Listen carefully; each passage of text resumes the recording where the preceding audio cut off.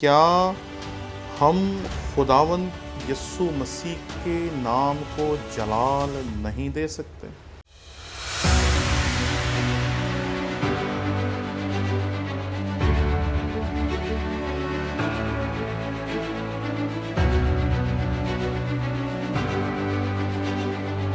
ہم نے آپ کے شوق کی قدر کرتے ہوئے ایک نیا یوٹیوب چینل شروع کیا جس کا نام ہے ٹونی ولیم آفیشل۔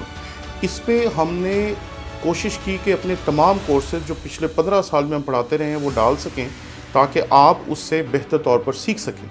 اس لیے آپ جلدی سے جلدی اس چینل کو جا کر سبسکرائب کریں۔ جب اس کے 1000 سبسکرائبرز پورے ہو جائیں گے ہم اسی دن سے اس پہ اپنے کورسز ڈالنا شروع کر دیں گے، اس لیے جلدی کریں تاکہ ہمارا ٹارگٹ اچیو ہو اور ہم اس پہ اپنے مٹیریل کو ڈالنا شروع کر سکیں۔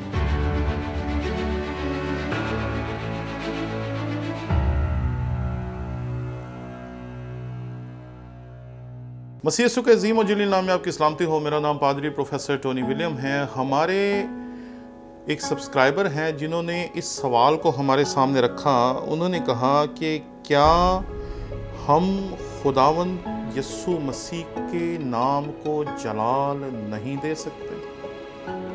بھئی پہلے تو اس چیز کو سمجھیں کہ جلال ہے کیا۔ اگر آپ گلوری کی بات کرتے ہیں، عظمت کی بات کرتے ہیں، اس کے جاہ و جلال کی بات کرتے ہیں تو بھی اس میں اتنا جاہ و جلال ہے کہ اسے کسی اور جلال کی ضرورت نہیں ہے۔ لیکن ایک حوالہ ہے، ذرا میرے ساتھ پڑھیں پھر اس بات پہ آگے سیکھیں گے۔ یوحنا رسول کی معرفت لکھا گیا انجیلی بیان، اس کا 12واں باب اور اس کی 28ویں آیت۔ یہاں پہ لکھا ہے، اے باپ اپنے نام کو جلال دے۔ پس آسمان سے آواز آئی کہ میں نے اس کو جلال دیا ہے اور پھر بھی دوں گا۔ یہ بات سمجھ نہیں آئی کہ ہم تو کہتے ہیں کہ خدا کے پاس جلال ہے، اس کے نام کو جلال نہیں دینے کی ضرورت، اس کے نام کو جلال ہم دے نہیں سکتے۔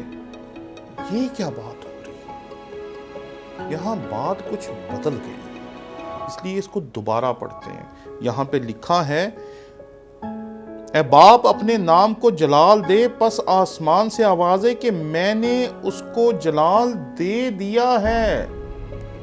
یعنی کہ جلال کوئی ایسی چیز ہے جو بار بار دی جا سکتی ہے یا اس کو دیا جانا لازم ہے۔ اسی لیے مسیح خداوند نے جلال دینے کی درخواست کی اور باپ نے کہا کہ میں نے جلال دیا ہے۔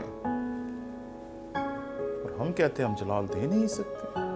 جلال ہے کیا؟ جلال عزت ہے، جلال عظمت ہے، جلال وہ سب کچھ ہے جو لوگ آپ کو کہتے ہیں۔ جب آپ کوئی بڑا کام کرتے ہیں تو لوگ کہتے ہیں واہ۔ ارے وہ واہ آپ کے لیے نہیں ہے۔ میں اکثر کہتا ہوں کہ ہم جو کام کرتے ہیں اس میں نہ کلام ہمارا، نہ شفا ہماری، نہ برکت ہماری، نہ کچھ اور ہمارا، یہ سب کچھ اس کا ہے۔ تو پھر تعریف ہماری کیسے ہو گئی؟ پھر عظمت ہماری کیسے ہو گئی؟ پھر ہم اس لائق کیسے ہیں کہ جلال ہمارے نام کو دیا جائے، عظمت ہمارے نام کی جائے، بڑائی ہمارے نام کی جائے؟ تو یہ اسی طریقے سے ہے جیسے قدیم زمانے میں کاہن جو تھے وہ خداوند کے حضور خوشبوئیں جلاتے تھے اور خداوند اس خوشبو کو پسند کرتا تھا۔ جب لوگ وہ خوشبو ہمیں چڑھاتے ہیں تو ہمیں اس خوشبو کو کبھی قبول نہیں کرنا چاہیے۔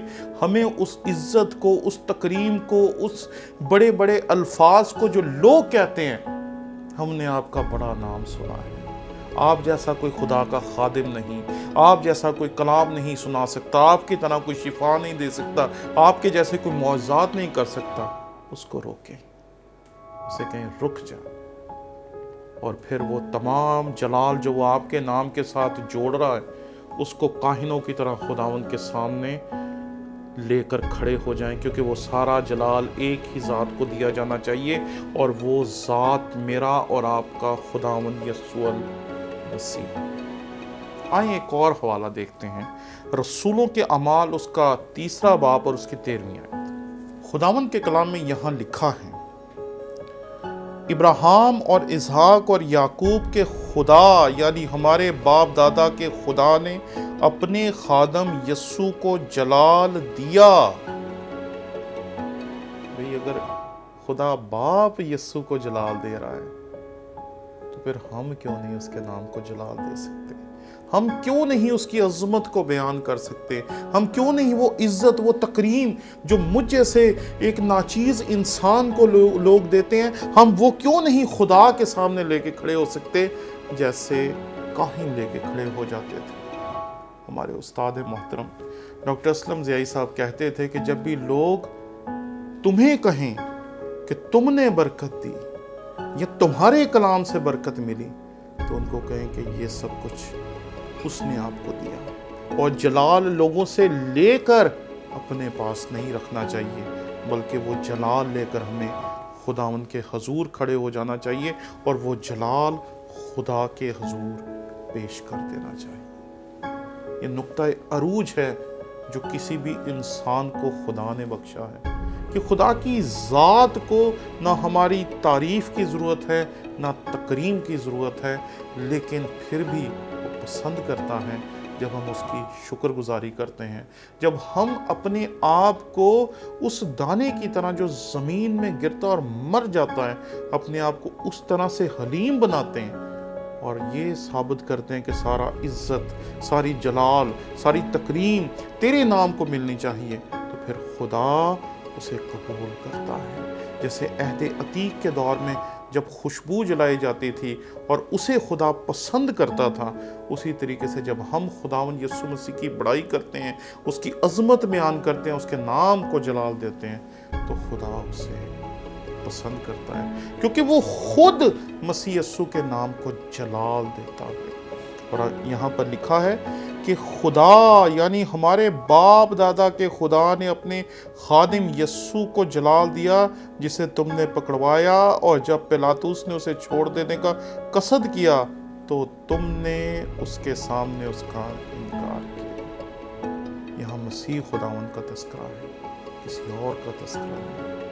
اس لیے یہ بات یاد رکھیں کہ مسیح خداوند کے نام کو جلال ہم اس لیے نہیں دے رہے کہ اس کو ضرورت ہے، اس لیے بھی نہیں دے رہے کہ ہمارے جلال دینے سے اس کی عظمت بڑھ جائے گی، ہم اس لیے دے رہے ہیں کہ یہ دنیا ہماری ناقص خدمت کے عوض جو ہمیں دے رہی ہے، ہم اس کے لائق نہیں ہیں۔ اگر خدا کا روح ہمیں نہ سکھائے تو ہم کیسے اس کی تشریح اور تفسیر کر سکتے ہیں؟ اگر خدا کا روح لوگوں کی زندگیوں کو تبدیل نہ کرے تو ہماری منادی کو مؤثر کون بنا سکتا ہے؟ اگر خدا کا روح لوگوں میں کام نہ کرے تو بدروہیں کیسے نکلیں گی، اندھے کیسے بینا ہوں گے، لنگڑے کیسے چلیں گے اور مردے کیسے زندہ ہوں گے؟ تو یہ جلال ہے، یہ عظمت ہے جو ہمیں ہر وقت، ہر جگہ اور ہر طرح سے صرف ایک نام کو دینی چاہیے، اور وہ نام یسوع نام ہے۔